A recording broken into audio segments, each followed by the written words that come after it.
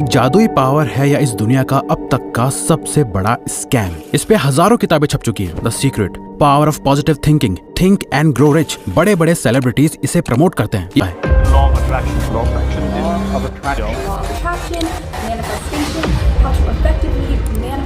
लेकिन law of attraction है क्या, और मोर इम्पोर्टेंटली ये क्या नहीं है? क्या ये एक लॉजिकल और साइंटिफिक तरीका है अपने गोल्स और सपनों को अचीव करने का, या फिर बस ये एक हवा में बातें हैं? और अगर ये सच में काम करता है तो आप इसे प्रैक्टिकली कैसे इस्तेमाल कर सकते हो? अपनी लाइफ में खुद अप्लाई करके देखा तो चीजें और भी ज्यादा क्लियर होने लगी। इसीलिए आप इसे और गहराई से समझ सको, हम इस वीडियो को 3 पार्ट्स में डिवाइड कर रहे हैं। फर्स्ट है द मिथ, सेकंड है द साइंस, थर्ड है द रियलिटी, जिसका पार्ट 3 सबसे ज्यादा इंपॉर्टेंट है। सबसे पहले ये समझने से कि लॉ ऑफ अट्रैक्शन आखिर सच में क्या है, वो जो दुनिया आपको बताती है या वो जो अभी हम आपको बता रहे हैं। Part 1, the myth.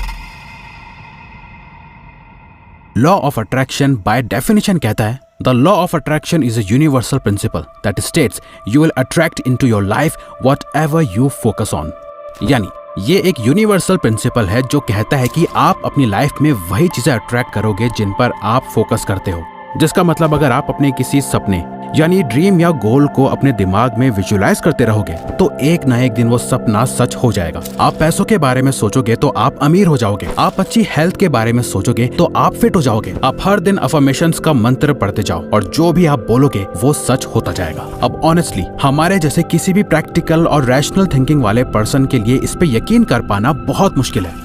ये वही है लॉ ऑफ अट्रैक्शन, अपनी सोच से अपनी पूरी दुनिया क्रिएट कर पाना। इसका नाम आज लॉ ऑफ अट्रैक्शन रख दिया गया है, लेकिन इसके जो रूट्स यानी जड़ें जो हैं वो बहुत पुरानी है। बुद्धिज्म में हमें सिखाया जाता है कि कैसे हमारा माइंड एक पावरफुल टूल है जो हमारी पूरी रियलिटी को क्रिएट करता है। अगर हमने अपने माइंड को काबू कर लिया तो समझो हमने अपनी लाइफ को काबू कर लिया। हिंदुइज्म में हमें सिखाया जाता है कि कैसे हमारे थॉट्स और इंटेंशंस हमारी डेस्टिनी फॉर्म करते हैं। उपनिषद में कहा जाता है तत्त्वम असि, यानी अपने आप को इस यूनिवर्स के साथ एक कर दो, फिर इस यूनिवर्स से जो चाहे वो मांगो, आपको सब मिलेगा। ताओइज्म की नींव रखने वाले लाओ त्zu कहते हैं अपनी सोच पर नजर रखो, ये तुम्हारे शब्दों में बदल जाती है। अपने शब्दों पर नजर रखो, ये तुम्हारे एक्शंस में बदल जाते हैं। अपने एक्शंस पर नजर रखो, ये तुम्हारी आदतों में बदल जाते हैं। अपनी आदतों पर नजर रखो, ये तुम्हारा कैरेक्टर बन जाती है। अपने कैरेक्टर पर नजर रखो, ये तुम्हारी किस्मत बन जाती है।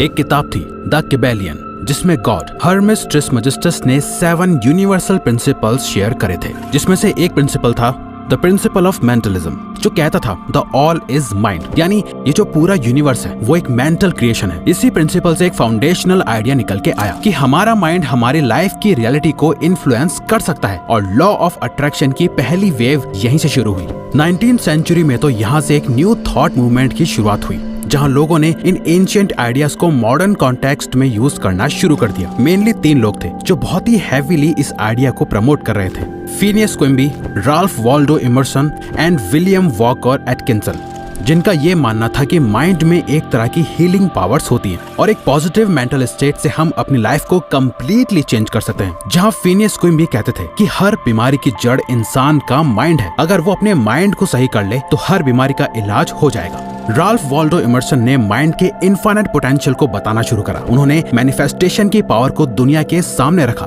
और विलियम वॉकर एटकिंसन वो पहले पर्सन थे जिन्होंने लॉ ऑफ अट्रैक्शन इस वर्ड का यूज करा था। उन्होंने अपनी 1906 की book thought vibration the law of attraction in the thought world में सबसे पहले इसका मेंशन करा, जहां उन्होंने ये सिखाया कि कैसे हमारे थॉट्स एनर्जीज की तरह अट्रैक्ट करते हैं। 20th सेंचुरी आते आते ये आइडिया और ज्यादा पॉपुलर होने लगा। खासकर नेपोलियन हिल की book think and grow rich ने इसे और ज्यादा मेन स्ट्रीम कर दिया, जहां उन्होंने डिजायर के कॉन्सेप्ट को बताया कि कैसे आप जो दिल से चाहते हो, जो आपका डीप डिजायर होता है, वो एक ना एक दिन रियलिटी जरूर बन जाता है। Whatever the mind can conceive and believe, it can achieve। Napoleon हिल।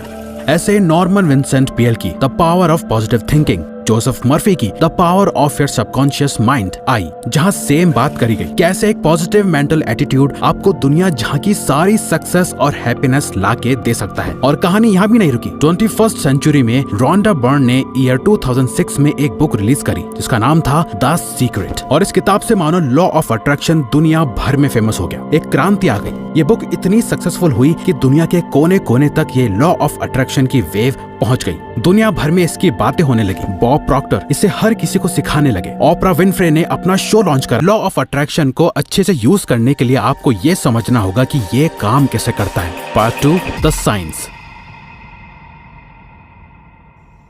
साल 1954 की बात है। उस टाइम की कन्वेंशनल विजडम के अकॉर्डिंग 4 मिनट से कम टाइम में 1 माइल तक रनिंग करना इम्पॉसिबल था। साइंटिस्ट ने ये तक कह दिया था कि इतना तेज भागना ह्यूमन बॉडी की कैपेसिटी से बाहर है, ये इम्पॉसिबल है। इससे ज्यादा पुश करा तो सीवियर इंजरी होने का खतरा है। और कुछ ही दिनों बाद 5 मई को रॉजर बैनिस्टर ने 3 मिनट्स 59 सेकंड्स में 1 माइल को कंप्लीट करा और सब शॉक्ड हो गए कि ये कैसे पॉसिबल है। और उसके 6 हफ्ते बाद एक ऑस्ट्रेलियन एथलीट ने ये टारगेट 3 मिनट्स एंड 58 सेकंड्स में कंप्लीट कर लिया। आपको पता है 1954 से लेकर अब तक कितने लोगों ने इस 4 मिनट के बैरियर को क्रॉस कर दिया है, जिसे करना इम्पॉसिबल था? 1663 लोगों ने, जिनमें तो कुछ हाई स्कूल स्टूडेंट्स भी शामिल हैं। जिसने इस रिकॉर्ड को सबसे पहले तोड़ा था रॉजर बैनिस्टर आगे जाके एक न्यूरो साइंटिस्ट बन गए, जिन्होंने बताया कि इस रिकॉर्ड को तोड़ने के लिए उन्होंने अपनी बॉडी से भी ज्यादा अपने माइंड को स्ट्रांग बनाया। ये जो 4 मिनट्स का टारगेट था ये उनके दिमाग में था। वो दिन रात इस रेस को विजुअलाइज करते रहते थे,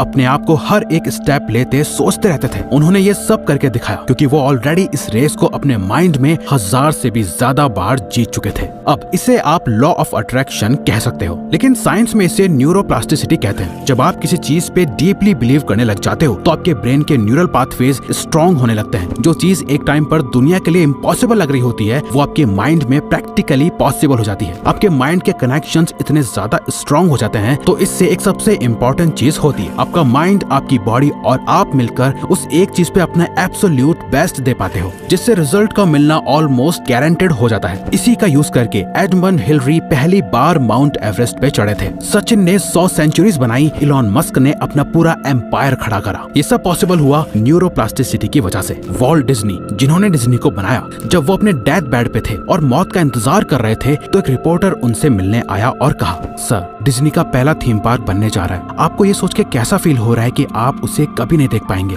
वॉल्ट डिज्नी ने जवाब दिया, तुम शायद समझे नहीं, अगर मैंने उसे पहले कभी न देखा होता तो तुम उसे कभी नहीं देख पाते। साल 1996 में यूनिवर्सिटी ऑफ शिकागो में इससे रिलेटेड एक स्टडी भी करी गई, जहां डॉक्टर जुड बियासियोटो ने पार्टिसिपेंट्स को 3 ग्रुप्स में डिवाइड करके बांट दिया, जहां उन्हें बास्केटबॉल के फ्री थ्रोज करने थे। जहां पहले ग्रुप को 1 घंटे का प्रैक्टिस टाइम दिया गया, जहां वो रियल में बॉल से फ्री थ्रो करने की प्रैक्टिस कर सकते थे। वहीं दूसरे ग्रुप को सिर्फ विजुअलाइज करने को कहा गया, जस्ट इमेजिन करना कि वो बॉल को सही जगह फेंक रहे हैं। तीसरे ग्रुप को कुछ नहीं करना था। और जब ये एक्सपेरिमेंट कंप्लीट हुआ तो पहले ग्रुप ने, जिसने रियल टाइम में फ्री थ्रोज की प्रैक्टिस करी थी, उन्होंने 24% इम्प्रूवमेंट दिखाई। थर्ड ग्रुप ने 0% इम्प्रूवमेंट दिखाई। वहीं सेकंड ग्रुप ने, जिसने सिर्फ अपने माइंड में फ्री थ्रोज की प्रैक्टिस करी थी, उन्होंने 23% तक इम्प्रूवमेंट शो करी। इस तरह की और भी कई रिसर्चेस करी जा चुकी हैं, जहां ये प्रूव हुआ है कि हमारे ब्रेन को इमेजिनेशन और रियलिटी में डिफरेंस नहीं पता होता। जहां एक और रिसर्च में पार्टिसिपेंट्स को अपनी इमेजिनेशन में 5 फिंगर पियानो एक्सरसाइज करने का टास्क दिया गया था। साइंटिस्ट ने देखा कि सिर्फ इमेजिन करने से उनके ब्रेन में सिमिलर एक्टिविटी शो हो रही है, जो रियल टाइम में प्रैक्टिस करने पे शो होती है। लॉ ऑफ अट्रैक्शन इसी प्रिंसिपल पे काम करता है। जब आप अपने माइंड में एक पर्टिकुलर टास्क को विजुअलाइज करते हो, उसके बारे में सोचते हो, इमेजिन करते हो, तो इससे आपकी परफॉर्मेंस इंक्रीज होती है। और जब परफॉर्मेंस इंक्रीज होती है, उससे रिजल्ट्स अच्छे आते हैं। यही रीजन है एल्बर्ट आइंस्टाइन ने भी कहा था कि imagination is greater than knowledge. So अब आप समझ गए कि लॉ ऑफ अट्रैक्शन और कुछ नहीं बल्कि आपके ब्रेन की न्यूरोप्लास्टिसिटी की एबिलिटी है। इसे आज यूनिवर्स, मैनिफेस्टेशन, एनर्जीज, वाइब्रेशन जैसे भारी भरकम वर्ड्स यूज करके एक मैजिकल पावर की, बल्कि अगर आप इसे प्रैक्टिकली देखो तो आप इसे अट्रैक्शन और एक्शन के साथ में मिलके बने फॉर्मूला की तरह समझो, यानी law of attraction plus law of action. आओ इसे प्रैक्टिकली कैसे करना है ये समझते हैं। Part 3, the reality. अगर आप लॉ ऑफ अट्रैक्शन और लॉ ऑफ एक्शन को साथ में यूज करके साइंटिफिकली न्यूरोप्लास्टिसिटी से अपने गोल्स या ड्रीम्स को अचीव करना चाहते हो तो आपको इन 3 स्टेप्स को फॉलो करना होगा। Step 1, instil belief. लेकिन आप जो भी चेंज करने का या जो भी अचीव करने का सोच रहे हो, आपको उस पर पूरा बिलीफ रखना है कि आप वो चीज अचीव कर सकते हो। मतलब ऐसा कि उस चीज को अचीव करना, पाना प्रैक्टिकली पॉसिबल है, फिर चाहे वो सपना कितना भी बड़ा क्यों ना हो, लेकिन इतना जो प्रैक्टिकली भी आपके लिए पॉसिबल हो अचीव करना। जैसे फॉर एग्जांपल, अगर आपको महंगी स्पोर्ट्स कार चाहिए जैसे लैम्बोर्गिनी, पोर्श, मैक्लेरन, अब अगर आप ये सोचो कि यार ये तो मेरे औकात के ही बाहर है, ये मुझे कैसे मिल सकती है, मैं तो इतना कमाता ही नहीं, ऐसा सोचोगे तो आप कभी इसे अचीव नहीं कर पाओगे। अब आपको सोचना ऐसे है कि ओके, ये एक कार है जो बहुत महंगी है बट स्टिल लोग इसे खरीद पाते हैं, और मेरे जैसे ना जाने कितने लोग हैं जिनकी स्टार्टिंग बहुत लो एंड से होती है बट फ्यूचर में उनका बैंक बैलेंस इतना ग्रो कर जाता है कि वो इसे खरीद पाते हैं। सो टेक्निकली मैं भी इसे खरीद सकता हूँ, ये पॉसिबल है और मैं इसे करके दिखाऊंगा। एक रियल, प्रैक्टिकल और बिलीवेबल गोल सेट करने के बाद आपको लेना है next step, step 2, feed your brain. Bruce Lee ने खुद को एक लेटर लिखा और हमेशा अपने पास रखा, जिसमें लिखा था, my greatest and only goal, I Bruce Lee will be the first highest paid oriental superstar in the United States. In return I will give the most incredible performances and give my best acting. Ranveer Singh actor बनना चाहते थे। जब वो 21 साल के थे तो उन्होंने बेडरूम में एक पोस्टर लगाया। वो यशराज फिल्म्स की DDLJ का पोस्टर था, इसमें शाहरुख खान की जगह उनका चेहरा था। वो हर दिन उस फोटो को देखते थे, खुद को अपना गोल, अपना ड्रीम याद कराते थे कि वो क्या बनना चाहते हैं। और 3 साल बाद उन्हें YRF स्टूडियो से अपनी पहली मूवी मिली as a lead actor. Jim Carrey ने खुद को $10 मिलियन का चेक लिख के अपनी पॉकेट में रख दिया था, जिसे वो हर दिन देखते थे। जब आप इस तरीके से अपने गोल को इमेजिन करते हो, उसके बारे में सोचते हो, विजुलाइज करते हो, अफर्मेशंस करते हो, खुद को उस गोल से ऑब्सेस कर लेते हो, तो न्यूरोलॉजिकली और साइंटिफिकली आपके ब्रेन के पास कोई ऑप्शन नहीं बचता। आपको हर जगह अपना गोल दिखाई देता है। आपका माइंड इसे अचीव करने के नए नए आइडियाज देता है जो पहले कभी आपके माइंड में नहीं आए। आपका ब्रेन इतना ज्यादा क्रिस्टल क्लियर हो जाता है कि इसे पता होता है कि इसे क्या चाहिए और उसे पाने के रास्ते वो खुद ढूंढ लेता है। पढ़ो, अपने ब्रेन को फीड करो ताकि ये उसी डायरेक्शन में सोचे।